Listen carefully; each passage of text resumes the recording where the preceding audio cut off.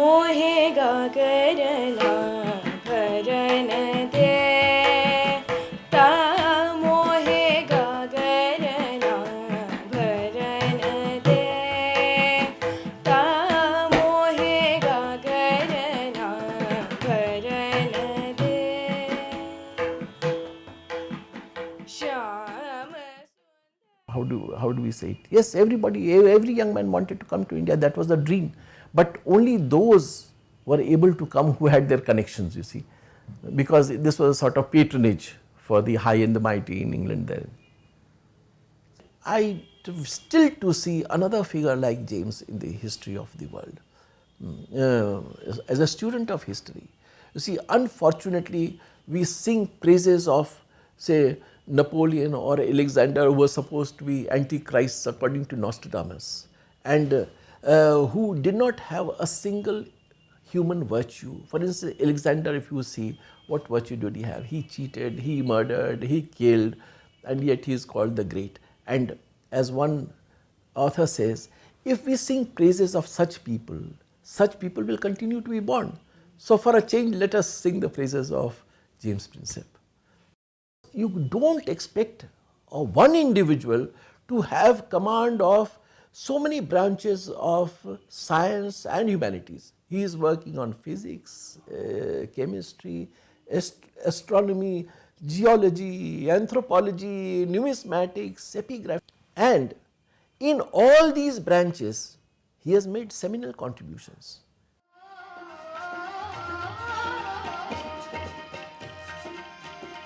The question is, I feel this city is at least 6,000 years old. 6,000. Again and again appears there with different names. The city of lotus ponds, the city of flowers, the city of good trade, the city of fortification. You are born in Banaras because this is a place where you get the final salvation. That is the Hindu philosophy. I born in this city, this holy city of Kashi. And by profession I am an advocate, but writer, journalist, and in so many fields I have worked. In paintings, in sculpture, in music, in songs, and in drama also.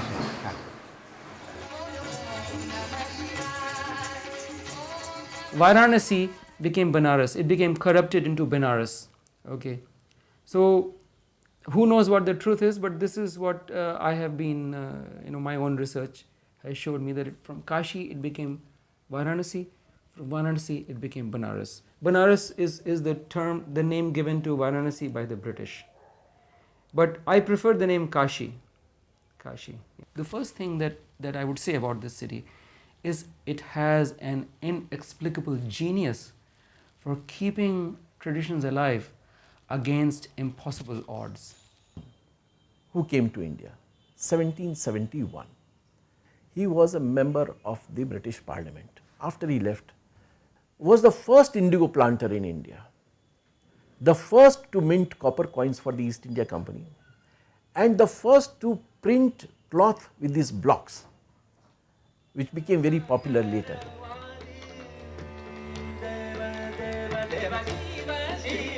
Thus, blessed by the teachers and blessed by the saints, I started my journey. Of course, the spiritual tinge was there behind all these things because I brought up in a family where religion is supposed to be the supermost. And we felt every day before God. We worship God. My mother, my father, my wife is still very orthodox lady. Heart of the people of Varanasi. what you say, Varanasi is always a living city, and everybody they don't care for money, they don't care for health, they don't care for anything of worldly affair. They live on their own. They don't fear for the death. They don't fear for any other worldly thing.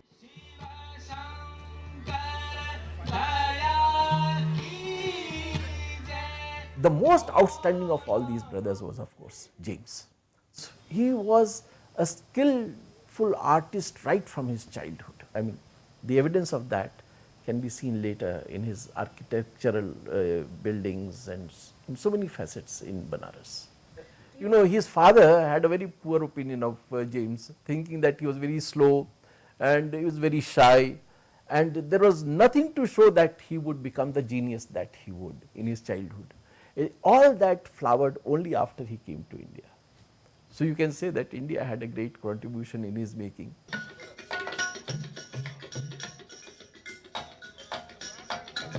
The founding principles of Indian philosophy and hence Indian civilization are very different from scientific materialism, from Western science. In Western science, the electron, proton and neutron, the Father, Son and the Holy Ghost gave way to the electron, proton and the neutron, and the subatomic particles are the founding principle, is the supreme principle of all of creation. Everything, according to modern physics, is built up of, whatever you want to, it depends on how deep you want to go. You can stop at electrons, protons or neutrons, or you can go further and say it's quarks and subquarks and neutrinos, etc. Or you can go even further and say that it's a string hanging around in 10-dimensional space. But ultimately, it's just a dead piece of matter. When you remove all the jargon, what Western science is saying is that it's a dead piece of matter which has created this entire universe. So now,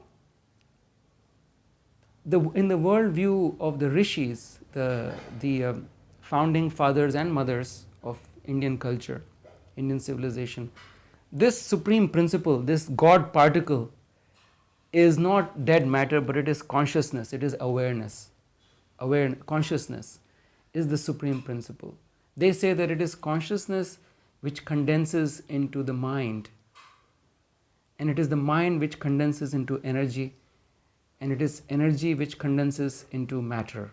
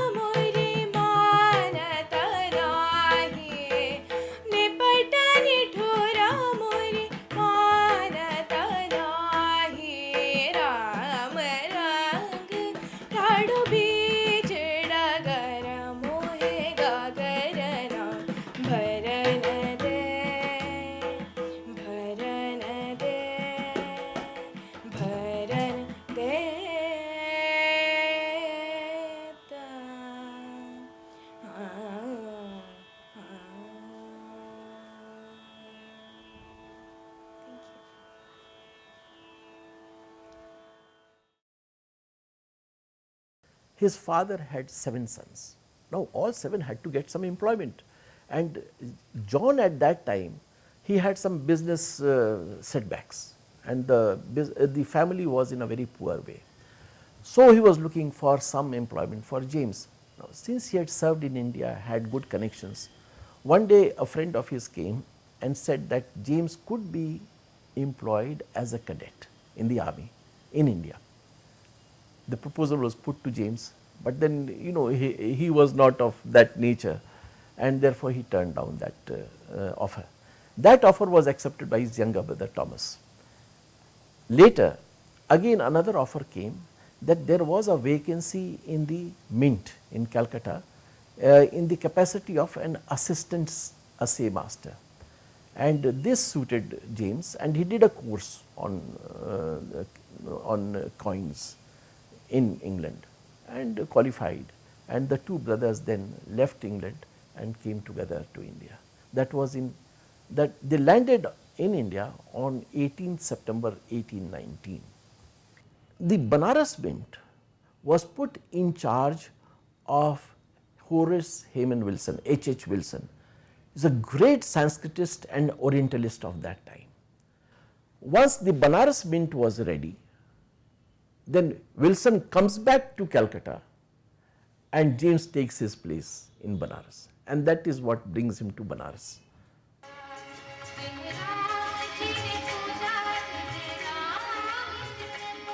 Max Muller, who was one of the guys who went native, one of the colonials who went native, he said that in his opinion, all human thought ended on the banks of the Ganges. This was his statement. In other words, you cannot think of anything higher or more sublime. He says that the end of all human thought happened on the banks of the Ganges. The genius of Banaras is that you can still find people living and eating and thinking the way they did.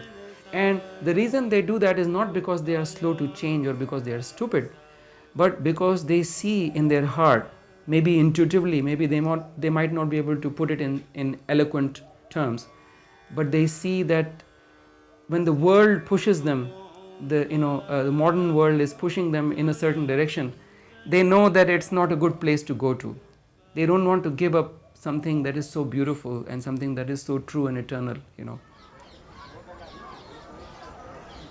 Vakratunda Mahakaya Surya Koti Samaprabha Nirvighnam Kuru Me Deva Sarvakaryesu Sarvada.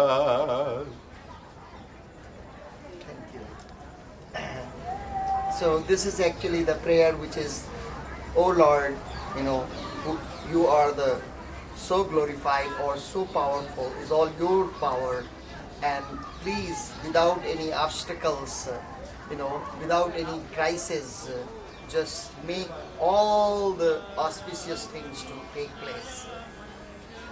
But since everything is built up of consciousness, everything, consciousness being the supreme principle, everything is alive and everything has awareness. This is why in India we worship the rivers, the mountains, the sun, the moon, the stars, the planets, stones. It comes from a very, very deep scientific philosophy. And not only these tangible objects, but even things like the musical notes. The notes of the music, the what we call Sare Gama Pada Ni, or what in the West is called Do Re Mi Fa Sol La Ti. These are also conscious entities. Even time and space are conscious entities, according to Indian philosophy. There is nothing devoid of consciousness. If the man who sees that Param Brahma in every one of the masses, whether he is a man, woman, animal, even the tree, and even the stone. The stone has also life. The Himalayas, every peak is named after God. They are incarnated God. Kailash is the incarnation of Lord Shiva. That is the residence of Shiva, Kailash. Naturally, if one get that enchantment, enlightenment. So it is, I think, it's a very good turn of life, is going towards right direction. Every road leads to that ultimate truth. Everybody wants, who is enlightened a bit, his curiosity develops whether how, from where we came, and what is this journey about, what is the purpose of being here, and where we will be going, what is the target of the humanity. So I don't deal with humanity. If I deal myself, I am dealing the whole humanity, because I said, yastu sarvani bhutani atmaneva anupashati sarva bhuteshu cho atmanam tato rajugupsate. If one feel everyone equal, he cannot hate one another. He cannot hate other, because if you are hating other, it means you are hating yourself. The same spirit is. So this world can be a heaven itself. Why not to join to that ideology which makes the world full of gods?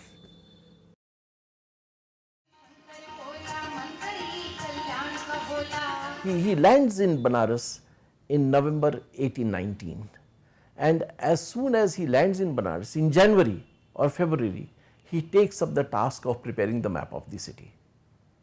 He fell in love with the city. As soon as he comes here, you see, he writes a letter to his father and his sister that you see, on the way he found that people of on the way the scene changes, you see, gradually, and he finds that Banaras is more enchanting than Calcutta. And then when he lands here, then immediately he makes friends around, and all through his life, you know, he was very popular with his colleagues and also with the native population here, and he was a great favorite of the Pandits and of the learned in India. See the details in this map. Practically every house has been shown, and the Banaras of that time, you can see, is full of ponds and lakes and gardens. It is a tragedy that we have lost all that today.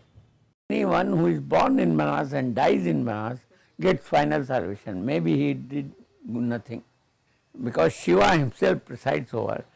He says that this city is above the earth. On my trident, and I give final salvation. So that is a belief. I don't say you have to believe it, but these are the old philosophies and religious thoughts that came up. Benares, as far as the religion is concerned, there is a difference in the Christianity, Islam. It's a fixed religion. You have to believe what is said. You can't question it. God is one, and you can't say there is another part of it. No. But here and you don't ask questions. It's called blasphemy. You don't ask questions about religion. But here it is reverse. In Hinduism, you must ask questions. If you don't ask questions, you are no good. That every mind is different. So concept of God is different in every person. Might be you feel there is only one universal God. There are others who say no, there are hundreds of gods. So it's all accepted. It is your choice which you want. In that, it is a very tolerant and good religion.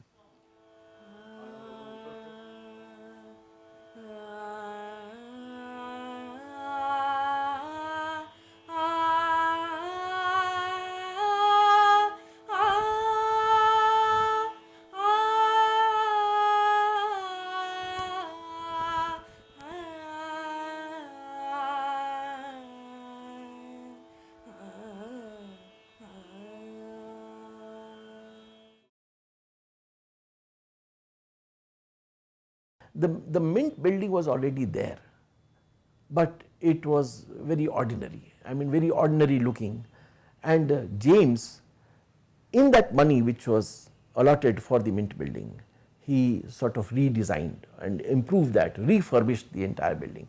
I mean, he was very restless with his hands and with his mind. Whenever he came across something incomplete or not up to the mark or not beautiful to look at, he would set himself to do that. And that is what he did first with the mint building, then he started on the map, the actual census of this. This is the first, it is said to be the first authentic census of any city in Asia at that time.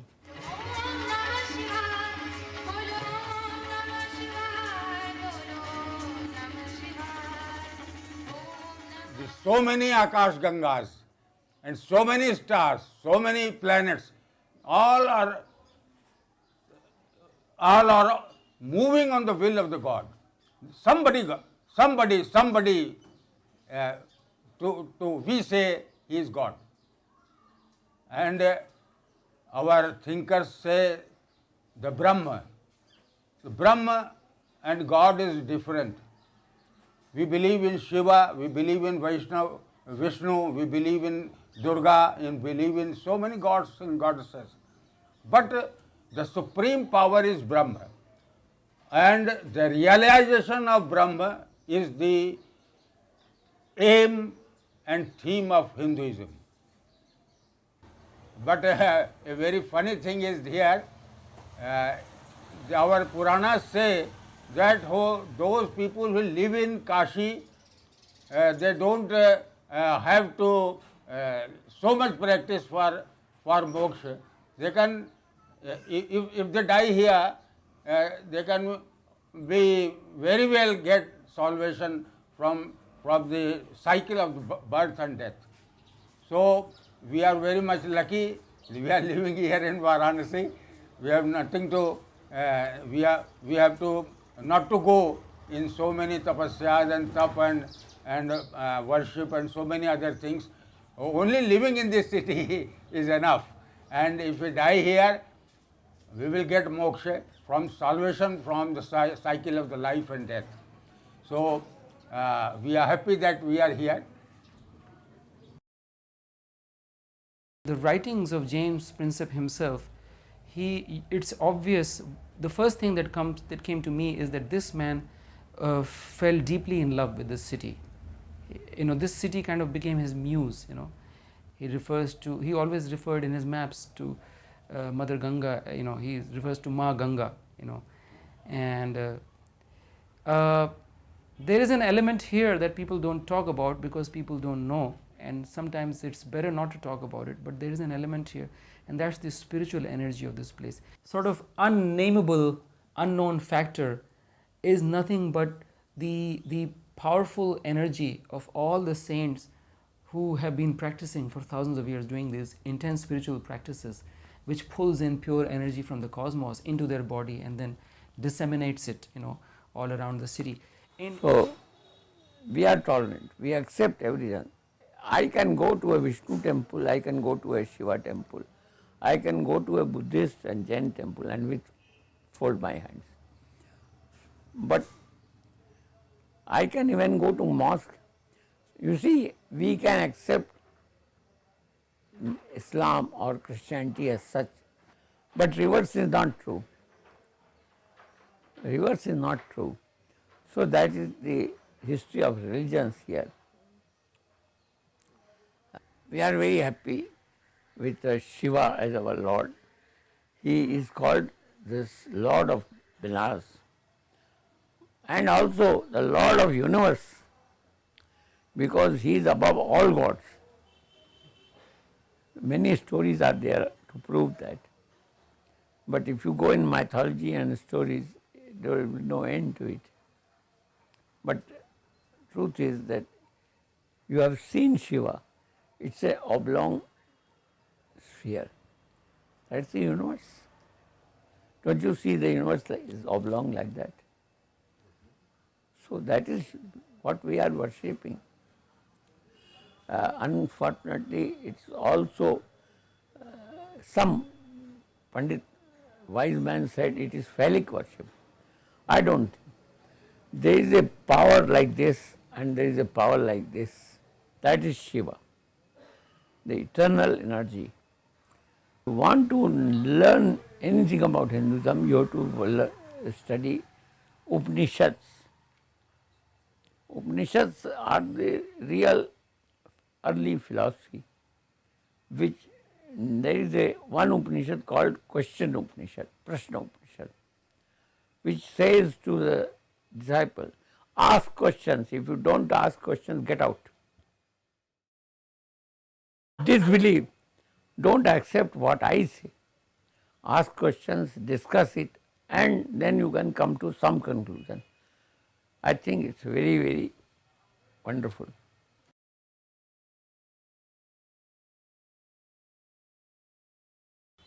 "75% water, 25% earth." This spark of fire, and mind is the sky. So all the elements are there in it. They are quite reasonable. You can't deny their theories. 5 elements, and there are whole groups which worship all these 5 elements only. They don't worship any god. So whole thing has changed. The worst thing that has changed to my mind is that we want more, everything more. If I got a radio, I like to have a television. It's a black and white, then I want a colored one. If it is small, then I want a big one or even a room size television. Now it is coming 3D television. I don't know what will, there is no end to desires.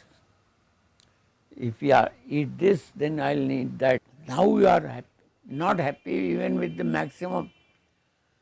Happiness in minimum against unhappiness in maximum. That is the change. Alpa mein sukh, we say. In minimum there is happiness. And there is today have more. That is the slogan, have more. So there is no end to more. If I have got this house, I would like to have a palace. If I have got a palace, then I would like to have a city as a whole.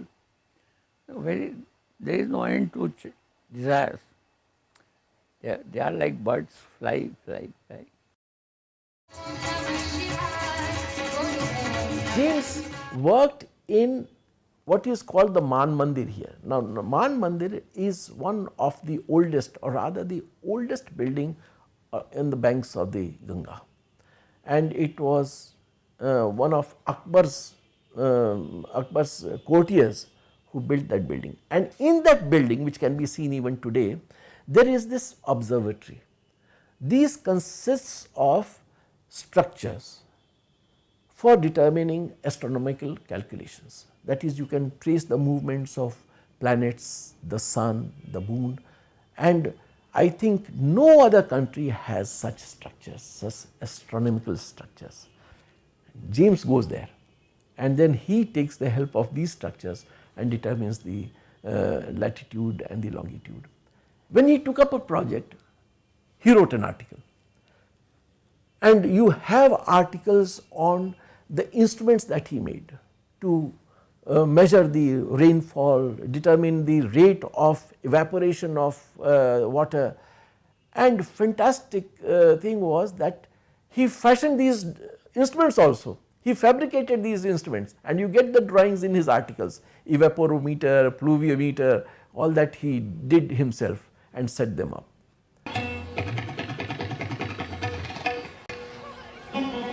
Ghats today, along you take a boat and travel up the river, then you find a big mosque built by Aurangzeb.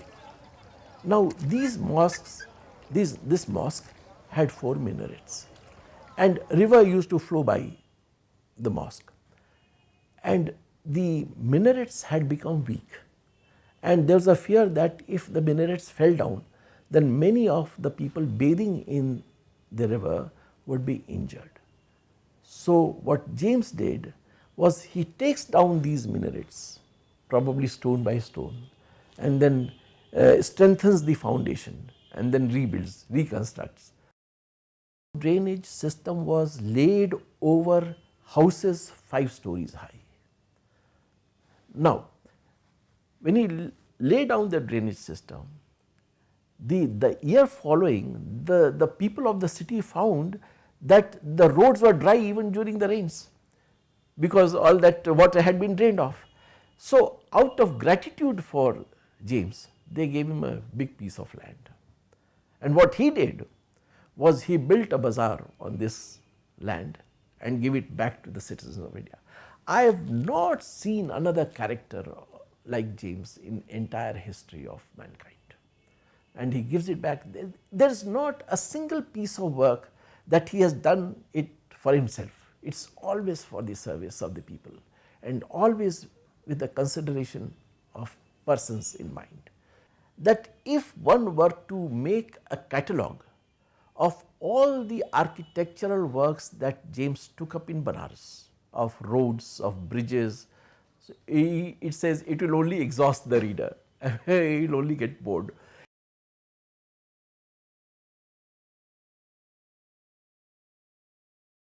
The cremation ground, Manikarnika, it's just astounding. I just love to go there and just sit sometimes and just watch, because if you just think about it, it gives you goosebumps. Here you're looking at a place where for at least 8, because they mention the Manikarnika in the Vedas. So the Vedas, maybe 8000 BC now with carbon dating and all that. So 10,000 years. So there you find that the fire has not died down. You see, there is always 365 days a year, round the clock, 24/7, 365 days a year for 10,000 years. And of course, if you acknowledge the fact that the Vedas were handed down by word of mouth for thousands of years before then, so maybe 20,000 years, maybe 30, maybe 50,000 years, maybe 100,000 years, who knows. But here's a place where the fire has never been extinguished. The presence of the sacredness of death as a teacher. That's again the beauty of Indian philosophy, to treat death as a teacher, Mahakal. And the word for time and death is the same, because time swallows everything. That's why Kali, the goddess of time, is also the goddess of death, and her mouth is open, because time swallows everything into itself. We actually realize that life is transient, and it's for a limited time. It's a great piece of knowledge that guides us like a compass throughout our life. Then we won't worry about accumulating material possessions beyond our needs, living with exaggerated needs. We won't get into so many of the lawsuits that we get into, fighting over property and perishable things. James Prinsep, so this spiritual energy, and James Prinsep is not the only one. I know of some people, some Westerners who came here to Benares, and they were changed forever. Their consciousness changed.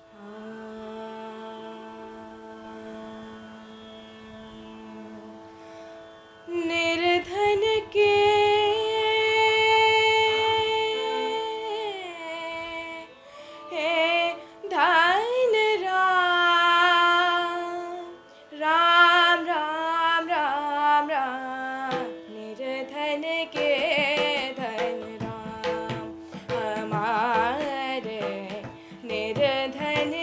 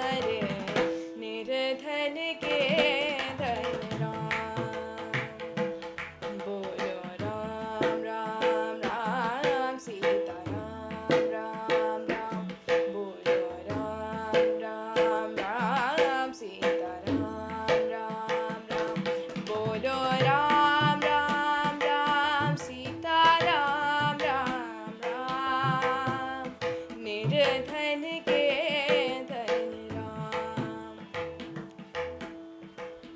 अंत काल में छोड़ चलत सब, अंत काल में छोड़ चलत सब, पास न एक छिदाम,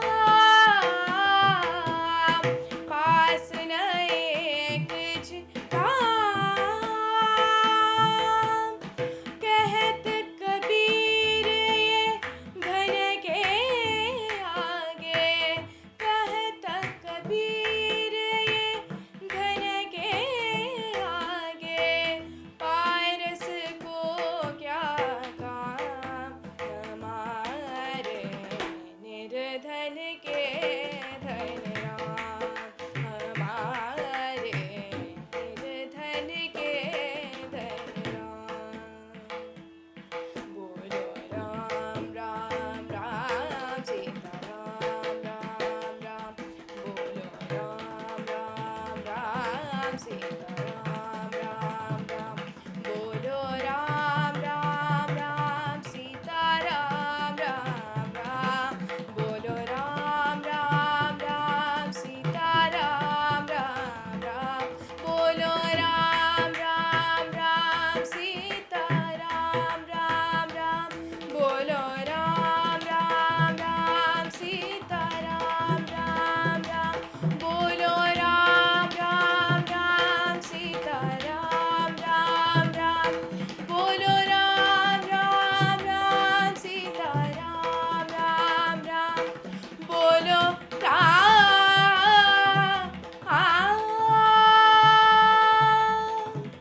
बोलो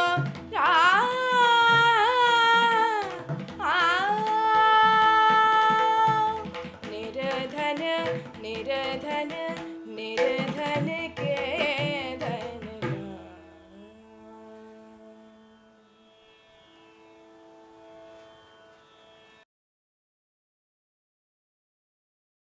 Now, the other major work of his was a bridge over a river which is called Karamnasha.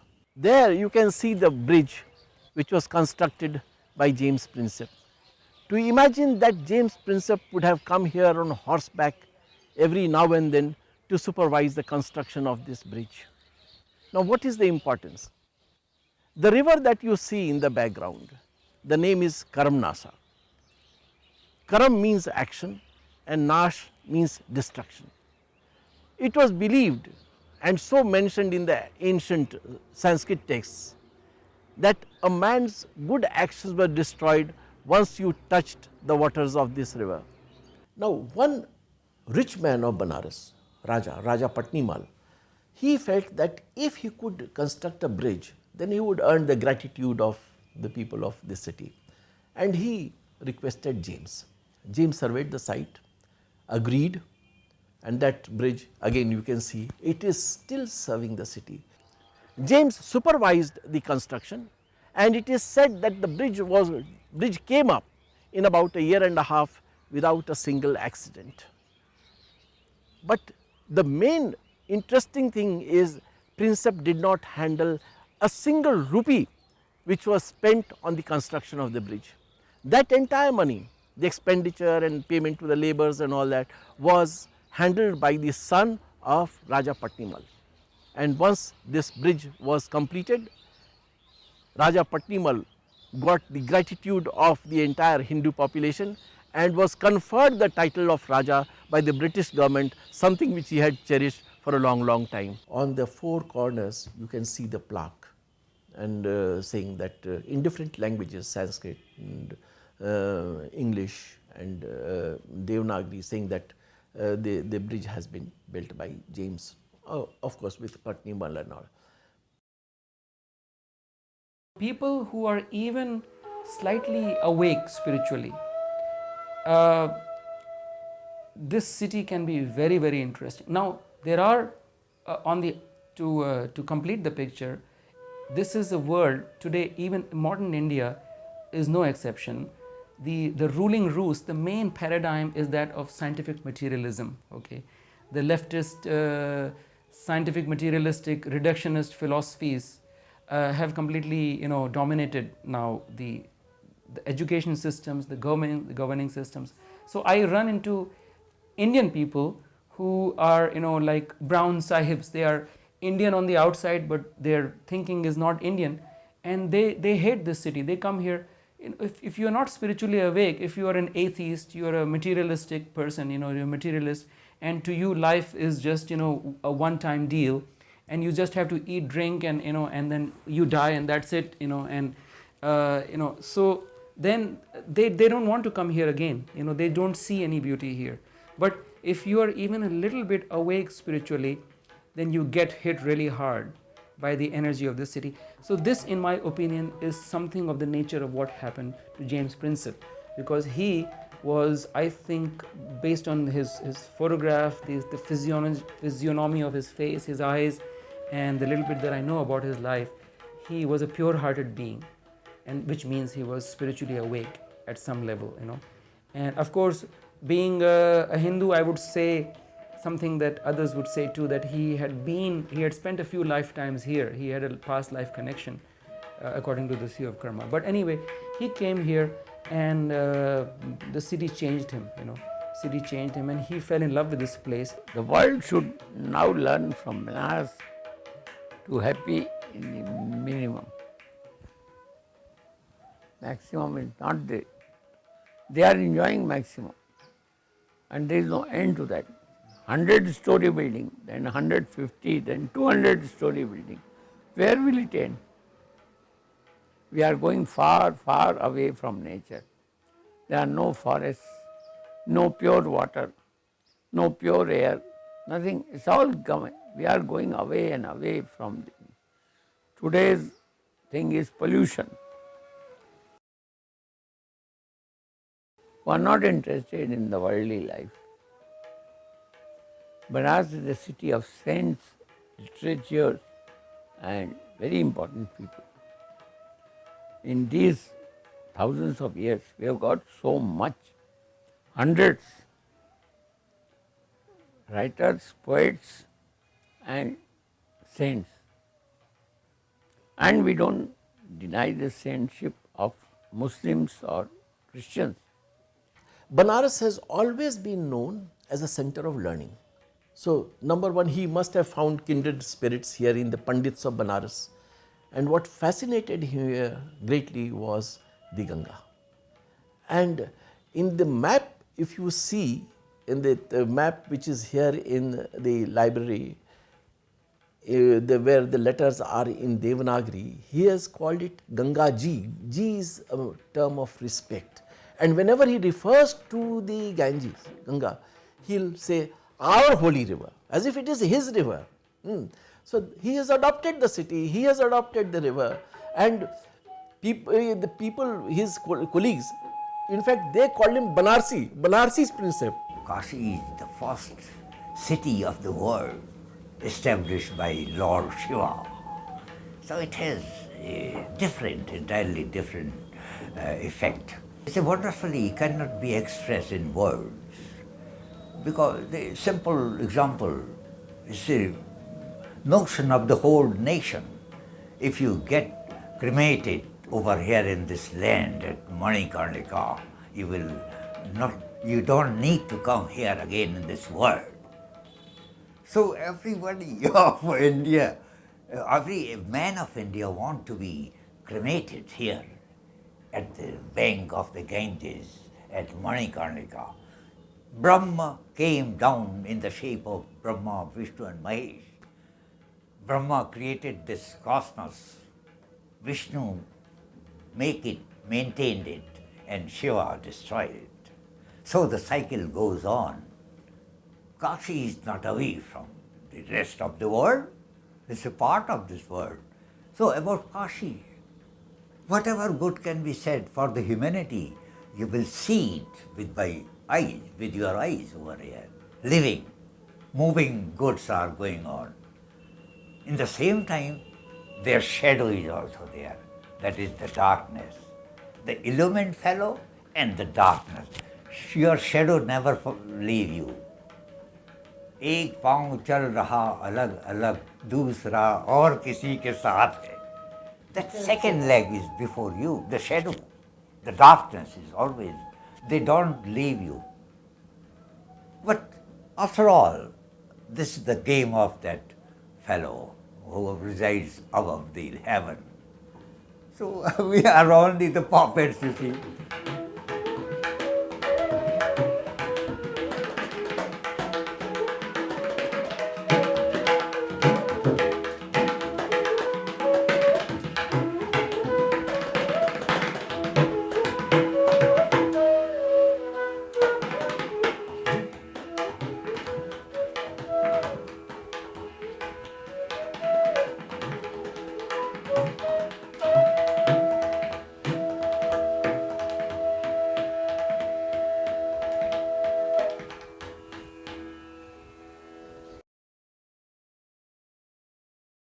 And the way he has described the festivities here, and say on we have many festivals. So on one festival where a dip in the Ganges is supposed to be an act of holy act, he describes the entire population at one signal going into the Ganga, and he says it creates a ripple for almost a mile. The city also repaid him in the sense that he was recognized as a Banarsi Prinsep. It is a tragedy. It's a great tragedy that the city now has forgotten James. And the ordinary people do not know his name, and as a prominent politician said that it is a shame that Banaras does not have any street, any statue or any road named after James Prinsep. It is a tragedy. One thing I want to say firmly, and that is, we Indians believe that we are the superhumans. We know everything. Nobody is above us. Even the God, in Varanasi especially, they don't care for God even.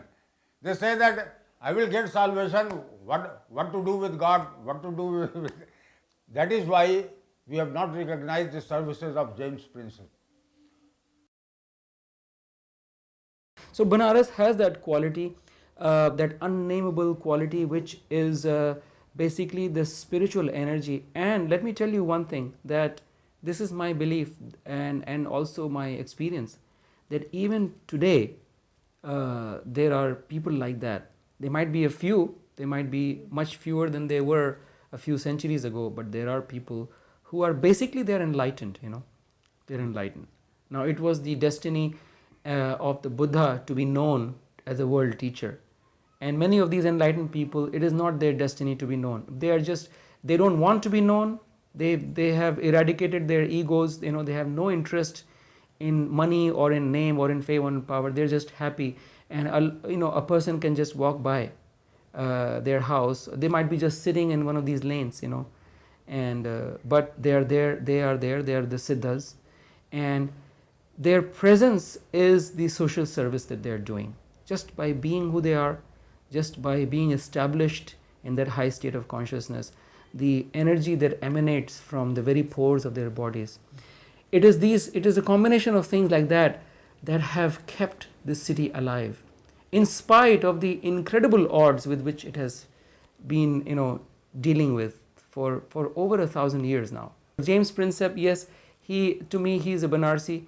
He is a brilliant man, and I'm sure that if he wherever his soul is now, whether it's incarnate or not, just the thought of Banaras probably sends thrills through it. Yeah. Here is a city, the only city in the world that I know of, a city which is planned not for material enjoyment and comfort, but for spiritual growth, for the evolution of spiritual consciousness. The world is now full of these materialistic people, atheist, materialist, reductionist people who believe in science, who don't believe in religion or in spirituality, and they think it's all hogwash, right? But little known to them, modern physics now, only in the last 5 years, is actually coming to this point. Modern physics is confirming the incredible effect that human consciousness can have on everything. First came the Heisenberg uncertainty principle, then quantum mechanics, and now with the quantum entanglement and all these experiments in science, the role they, in fact, modern physics can't even talk about. Now they say that we can't even talk about a reality existing outside the human observer. The influence of consciousness, in particular human consciousness, the role of the observer is paramount. In fact, objective reality itself can be seen to be almost like a myth. So now this is very curiously similar, not almost exact same words to what the rishis who were meditating on the banks of the Ganga here in Banaras are saying. They are saying that the mind is God, there is no world outside the mind. Now a materialistic, a leftist or a communist will say, oh, these gods and goddesses, they are just in your mind. But to them I say, do you know what the mind is? Just by giving it a name and saying it's just in your mind, have you known the limits of the mind? Even your mother and father exist in your mind. Did you know that? This car that you are driving, it exists in your mind. So you can't just dismiss anything anymore by just saying, oh, it's all in your head, it's all in your mind.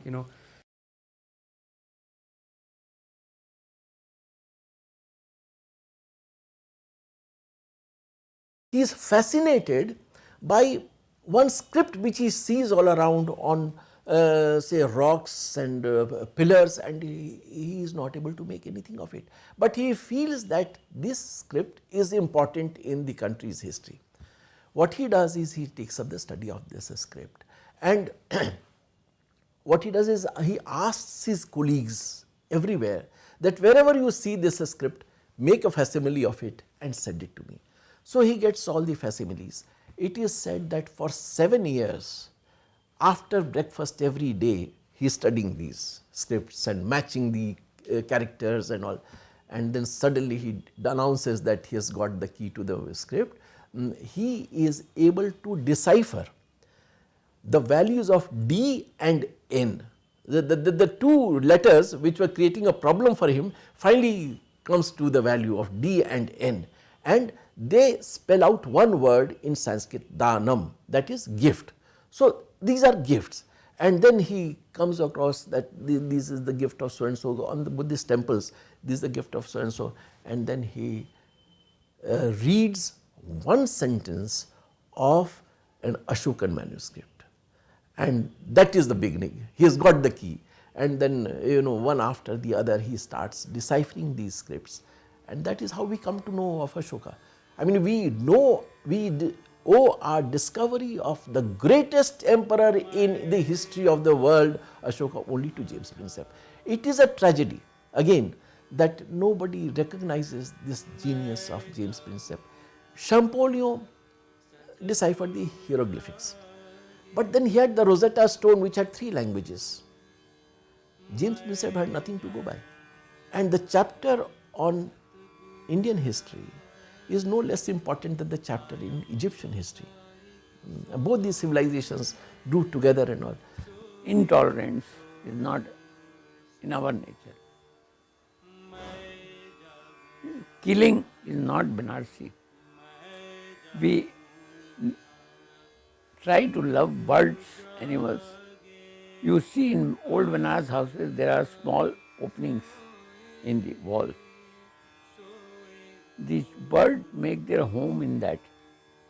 There is sense in madness. This is my Banaras. I don't know how many aspects are still there. Our own painting, our own sculpture. Sarnath sculpture is the best of the Buddhist sculpture. 3 top religions of the world, Jainism, Buddhism, Hinduism, they are all born in Banaras. So a place you can understand how much we love it, because it's not an easy thing to understand it. The Rig Veda says that the message from heart goes to all parts of the body.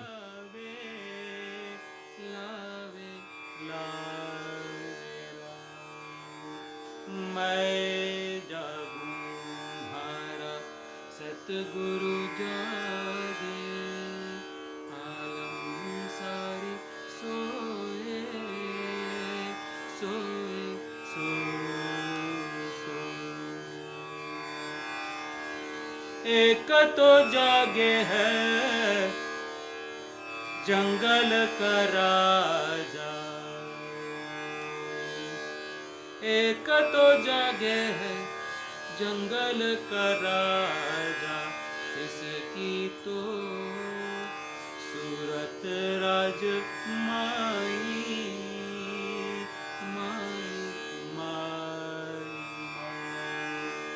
मैं जागूं हारा मैं जागूं हारा सतगुरु जागे आलम सारी सोए सोए सोए एक तो जागे है बालक की माता. The decipherment of the Kharoshthi brought to light an entire line of Indo-Bactrian kings, which now forms a very important chapter in the study of Indian history. Once his interest grows in numismatics, then you find that his interest in physics, chemistry, and other sciences, anthropology, geology, they take a back seat. And now the journals are full of articles on numismatics, epigraphy, history and all that. I say, most humbly I want to say that we, the people of Varanasi, are worthless people. We have done nothing for our builders. This is our greatness, you may say, because I say it is a shameful thing, but you can say that it is a greatness of ours, that we don't recognize our ancestors, our builders, the great peoples. You will not find the statue of our artisans, our artists, our dramatists. We have nothing to do with the people. We are so careless of our heritage. And I have nothing to, I have no shame to say this.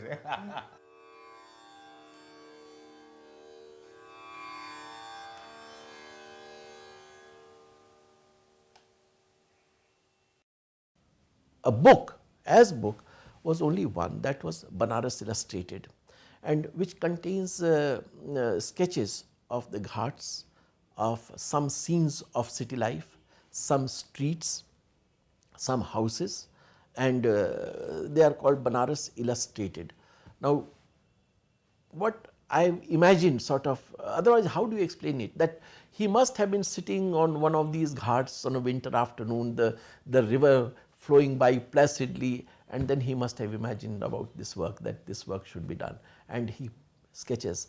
And I feel that he should be considered as one of the greatest artists of his age. If you see these sketches, see they have a three-dimensional effect, and you see the clouds and the detail of each, where there is a crowd. In one of these drawings, there's a crowd waiting for one of these festivals.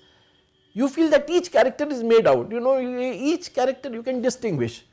So wherever he has a crowd there, then each character you can, I am fascinated by these paintings.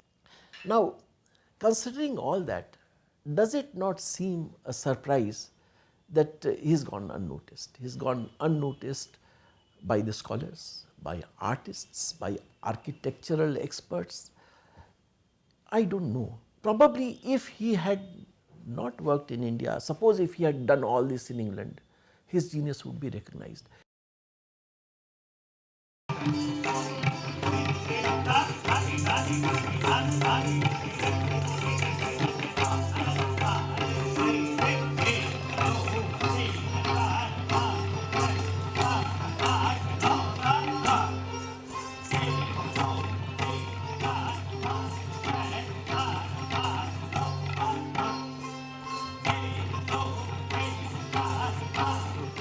many of the modern Indians, they come here. I know people who are from many of the metropolises in like Delhi, Mumbai.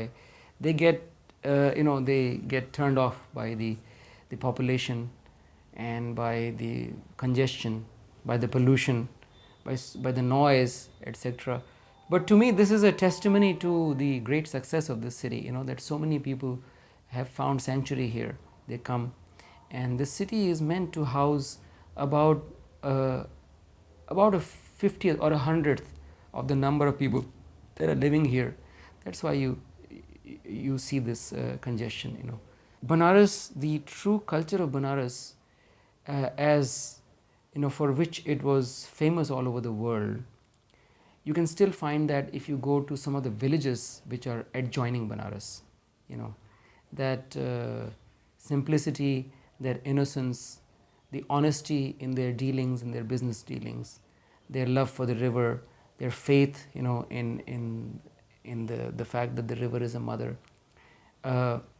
You can find that, if you go to the villages around Banaras. People talk a lot about the pollution of the river Ganga, which is an important topic. It's hard not to talk about Banaras without talking about the fact that the Ganga is desperately polluted, And it's true, and people say that, you guys, you worship the Ganga, you say that it's the mother, and then how do you do this to the river? Well, the truth is, if you really go deep into it, as I have, and I've walked along the banks of the Ganga for 3 days and nights, talking to people about this. The real problem with the Ganga is not is not this worldview. In fact, the Ganga was pure for thousands of years because of that. But it's the modern worldview, the culture of consumerism and materialism and so-called technology, scientific technology, and so-called progress, quote unquote progress, and quote unquote development, modernizing, developing, because the products of these, the chemical effluents from the modern farming techniques, which are all industrial farming, the chemical effluents go into the river. The chromium compounds that come from the tanneries and many of the industrial effluents, they go into the river, and then they kill the immune system of the river. Has its own safai karmcharis, the cleaning agents, which are the fish, the turtle, and the macrophages, the bacteria, the saprophytic bacteria that live in the river, the phages that live in the river. The river has the capacity to digest biological waste, but what it does not have the ability is the ability to digest, to deal with the havoc that is wreaked by modern man, by the city going modern human beings. That's not the real problem. Is not that people worship the river and then they throw their sewage into it. That's not the problem. The real problem is that there are now there is a minority of people, but unfortunately they are in very powerful positions, because they are the people who they are not aiming for God. They don't believe in God. They are not aiming for liberation or enlightenment, because they don't believe in all that. So what do they believe in? They believe in consumerism. They believe in hedonism. They believe in materialism. They just want to have a lot of money and a lot of power, and they want to live up their life, and they don't give a damn about this planet. So it is this kind of thinking which is responsible for destroying this river. And so my work through spiritual ecology lectures, through my music, is to bring about a change in the consciousness of these people. We don't have to go to the villages and try to convert them and try to educate them. What we have to do is go to the people in Delhi who decide to build a dam on this river and to suck as much power for their own needs. These are the people who are educated. Our Prime Minister has a PhD in Harvard, in economics from Harvard, and most of the people who are running this country, the bureaucrats and the technocrats, they're all educated in the Western educations. They're all convent educated. They all speak English with a clipped Oxford accent. And they are the brown sahibs, and they are the ones who are destroying this country. They are destroying this beautiful culture, and they are the ones who are destroying this river. And now the time has come for people to stand up and say this, without mincing any words. Now this is not the time to be politically correct, or to be, what I'm saying. So I wanted this to go on record. Okay, thank you. Power to the people.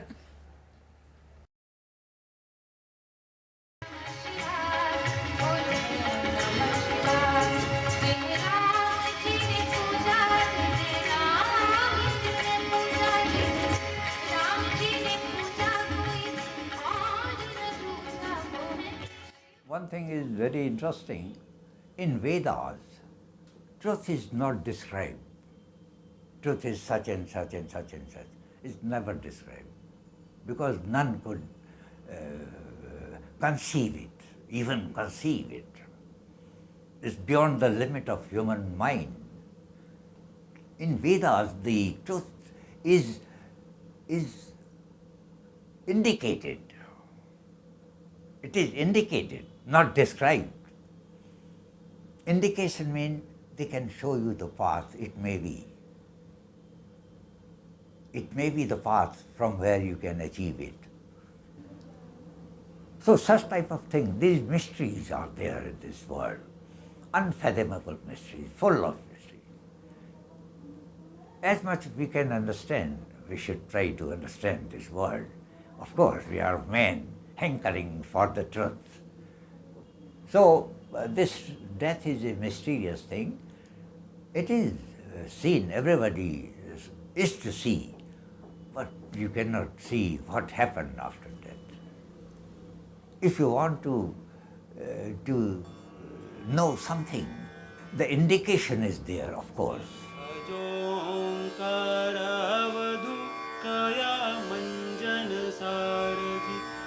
He develops this ailment called softening of the brain, and he goes back to England and died at the age of 40. See, considering his age, I do not think anybody has contributed so much within such a short period of time, 40 years, and in so many different branches of science, and such great achievement, not only in theory, this is very important, not only in theory, but also you can see what he has done. Here you can see it in Banaras, you can see it in Calcutta, what he has done. So therefore, I mean, such geniuses is very rare, they are born. And as I said, he is definitely, I can say it with confidence, that he is definitely one of the greatest geniuses born, and at the same time, one of the greatest unsung persons, unsung geniuses of history. At the age of 40 years, one who discovers, who deciphers the Ashokan inscriptions, the Kharoshthi inscriptions, a person making such seminal contributions in so many various fields, and being an artist also, and doing all this for the people, is something which should be recognized.